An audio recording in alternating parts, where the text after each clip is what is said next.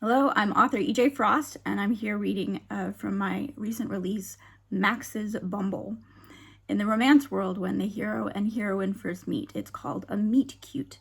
I've written a number of meet cutes over the years, but the one in Max's Bumble is without a doubt the cutest meet cute that I've ever written. So here it is. To set the stage, our hero Max has gone to his very first playgroup with his friends Logan and Emily from the Daddy PI series, and he is about to meet the girl that they are trying to set him up with, Cindy. Here they are, making pizza.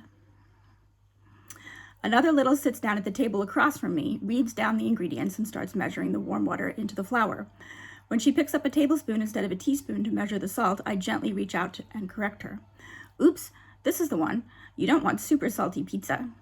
She glances up, dark eyes, such dark eyes, a cute nose, laugh lines around her mouth that tell me that she's not as young as her pink bunny ears, purple and blue hair, and floral dress suggest. Thank you, she says, and then she smiles. My chest clenches so tight I can't breathe. I've run half marathons and not been this winded. She measures out the salt, tips it into the bowl, and dips her small hands in to mix without concern for getting floury.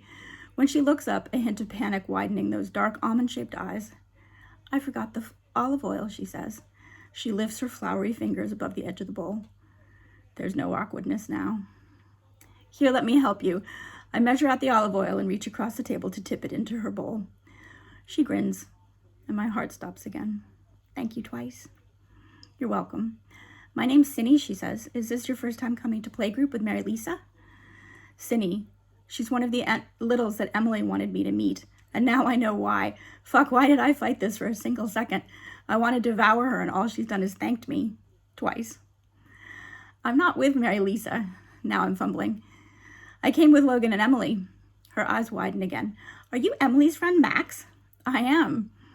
Ordinarily, I'd be furious at Emily for talking about me, but I'm so pathetically grateful in this moment that I start thinking about whether I should send her pink roses the way that Logan does, or purple, like Cindy's hair. Nice to meet you, Max. I'm Cindy. She said that. She realizes it after a moment, too, and blushes. My heart really does stop.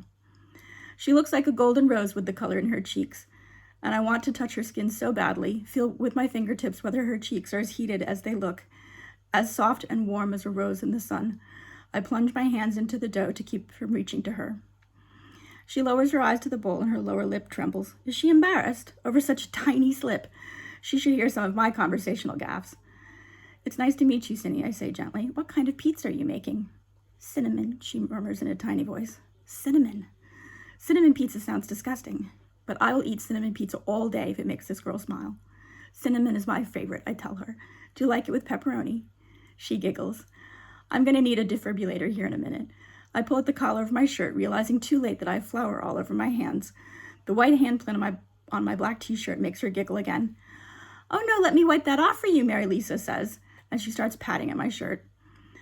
I'm tempted to bark at her. That's the second time she's touched me, and I haven't invited either time. I'm getting unhappy about it. But I don't need to bark. At my glare, she retreats with a muttered sorry. Cindy grins, and I'm reminded of what Brenna said. I'm not here to inspire competition, nor do I want to hurt anyone's feelings. It's okay, Mary Lisa, I say. I'll do it. My hands are clean. Maybe you could help me by setting out the plastic wrap for the dough. I nod at the container of wrap positioned at the end of the dough station. Of course, Max. Looking a little brighter, she moves around me to pick up the wrap, and when she opens the box, I check to make sure it's not one of those with the metal cutting edge, but it's not. It's a snap cut, which should be fine even if she gets her fingers in the way. The dough has turned to a soft and smooth ball under my hands the way it says in the instruction card, so I gather it up and move it to the plastic wrap that Mary Lisa sets out. She wraps the dough neatly, and I praise her as I clean off my hands. Ginger writes our name on a piece of masking tape and sticks it onto our dough, then moves the ball to a heating plate. I vacate my seat so that Yumiko with her dragon romper can take my place and move around the end of the table to where Cindy's sitting. Cindy, do you need any help? She's still wrist deep in dough, which has not turned to a soft, smooth ball. She bites her lip as she looks up at me and spreads her fingers, displaying the sticky strands connecting them. I think I done it wrong, she said. I pull up a chair next to her. I can sit next to her. It doesn't look wrong. I think you just need to knead it some more. Would you like me to help? She nods. I plunge my hands back into the wet dough and help her knead it smooth. To avoid alienating Mary Lisa, I have her do the honors again with the plastic wrap. Cindy's hands are still gummed to the wrists, so I gather some paper towels as I rise from the table and give the station to Emily and Logan. Would you like help cleaning your hands? I ask Cindy. Yes, please. The tiny lisp stops my heart again.